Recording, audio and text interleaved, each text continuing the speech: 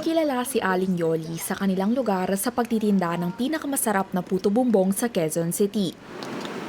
Pero kahit bare months na, kung kailan hinahanap-hanap ang favorite Christmas street food, matumal pa rin daw ang kanyang benta.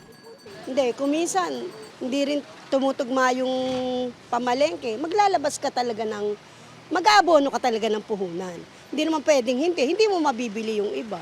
Sa kabila ng kwento ni Yoli, para kay Go Negosyo founder Joey Concepcion, pwede pa raw ma-enjoy ng mga mamimili ang tinapay, spaghetti at ice cream sa Noche Buena. Hindi anya magkakaroon ng dagdag presyo sa harina, gatas at pasta hanggang katapusan ng taon kahit humihiling ang ilang manufacturer ng taas singil.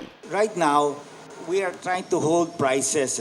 In fact, even our milk, we have dropped prices lower than the market leader. Ang pinakamalaking market natin, yung masa. And from what I see, competition will also help. We are all competing.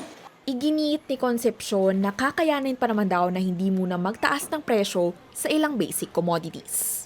There are critical commodities that are maybe have issues because of certain supply situations, katulad ng rice. If their cost has gone up, then there's no choice but to increase, no? But hindi naman lahat ng produkto dyan ay may mga problema.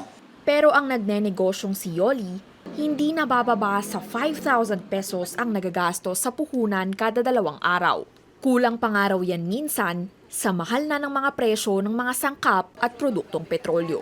Uling, bigas, itlog, gatas, asukal, nyog, dahon, lahat. Walang hindi tumaas. Ang daming nagrereklamo, bakit daw tumaas yung tinda namin.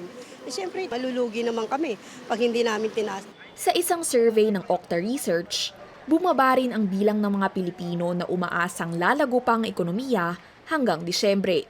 Mula yan sa naitalang 50% sa naunang 3 buwan.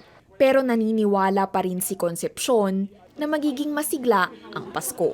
I'm very optimistic that this Christmas will be a very good Christmas because inflation has tempered down. It may not be to where it was a couple of years back, but it's down.